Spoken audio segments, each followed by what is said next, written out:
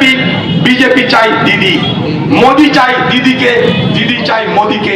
এই সহজ সরল সত্য কথাটা বোঝার চেষ্টা করবেন বাংলার মানুষ। ভোট আসবে, এনআরসির গল্প আসবে, ভোট আসবে, পরিযায়ী শ্রমিকের নাম করে হিন্দু মুসলমানের বিভাজন হবে।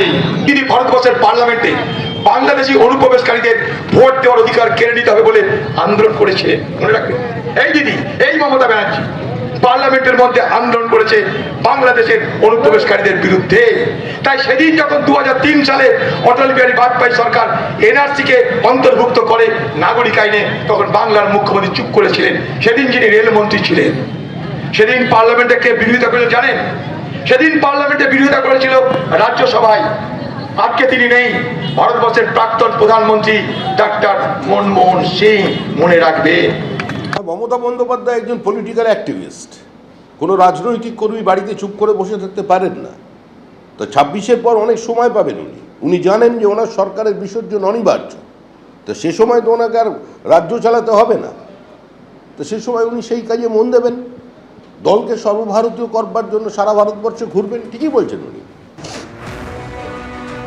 21শে জুলাইয়ের মঞ্চে দাঁড়িয়ে আজ বাংলা আবেগে শান দিলেন মুখ্যমন্ত্রী মমতা বন্দ্যোপাধ্যায় এবং এই মঞ্চ থেকেই দিলেন ভাষা আন্দোলনের ডাক।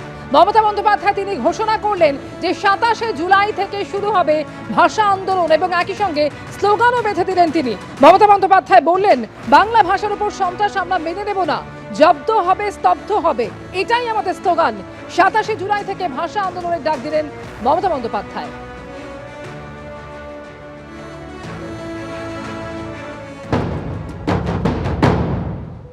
আপনারা কেন বাংলা ভাষার উপর সন্ত্রাস করবেন? আমরা এর জবাব চাই, জবাব দিতে হবে। দরকার হলে আবার ভাষা আন্দোলন হবে। দেখতে চাই কত সাহস আছে আপনার, কত জেল আছে, কত কাস্টডি আছে, কত ডিটেনশন ক্যাম্প আছে। আগামী 27শে জুলাই নানুর দিবসের দিন থেকে প্রতি শনি রবিবার বাংলা ভাষার উপর যে অপমান, বাংলা ভাষার উপর যে সন্ত্রাস, তার বিরুদ্ধে সব ভাষাভাষী লোকেদের নিয়ে মিছিল মিটিং সব করুন। তাহলে শনিবার রবিবার করে মিছিল হবে, তো মিছিল হবে, ধর্ণা হবে। আর যে পরিবারের লোককে ডিটেনশন করবে তার বাড়ির সামনে বসে যাবেন বিজেপির নেতাদের জবাব দেওয়ার জন্য। 27শে জুলাই থেকে ভাষা আন্দোলন শুরু হবে।